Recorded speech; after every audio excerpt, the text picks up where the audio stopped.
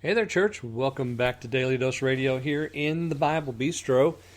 And today we are serving it up hot and fresh with verses 4 and 5 of Psalm 4. Verses 4 and 5 come to us by way of David and the choir master. And of course, we've heard in this psalm the voice of the church crying out to the Lord with confidence. We saw that confidence yesterday, didn't we? The Lord will hear when I call unto him. Why is that? Well, because the Lord has set apart the godly for himself. So his eye, even though it runs to and fro throughout the whole earth, it is set on the church. We are the apple of his eye, those that trust in him. And of course, trust is that great theme in the Psalter. We're going to talk about that some today and then again on Friday, I believe. Yeah, we're going to talk about trust a little bit. So we've already really talked about that because the sons of men are railing, and we have made this emphatic statement in verse 3. Know then that the Lord has set apart the godly for himself. The Lord will hear when I call to him. And now we come to verse 4, and let me open up. I want to read this today from the King James, verse 4. So we're going to look at verses 4 and 5 now. Stand in awe and sin not. Commune with your own heart upon your bed. Be still, Selah. Offer the sacrifices of righteousness and put your trust in the Lord. Now that's verses 4 and 5. And again, you notice the Selah that divides them. Please forgive me for doing this. So verses 4 and 5 here, stand in awe and sin not. I have this translated, be enraged and do not sin, or be angry and do not sin. Many commentators believe that this is where Paul gets his idea for Ephesians chapter 4, when he says, be angry and sin not, and don't let the sun go down upon your wrath.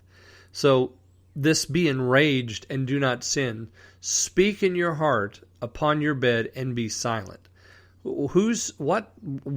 Yeah, so you get all the questions that just immediately pop up. What sin am I to be enraged about? Whose sin am I to be enraged over? How does this happen? Well, it happens because we know we have a corrupt nature, and the spirit and the flesh are struggling one against the other in the heart of the redeemed. And so I don't want to sin, and yet I do. So there's this war battling inside of me, and my enragement is over not what somebody else maybe has done, but perhaps what I have done. So I'm taking an audit of myself. I'm speaking in my own heart.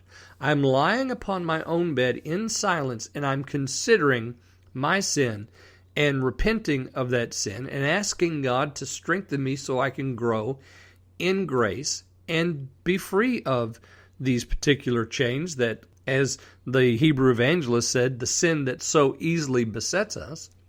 I'm angry about that because I don't want to insult my glory. I don't want to insult the Lord Jesus. Let the men in the world do that. They're good at that. They're vain and they seek after falsehood.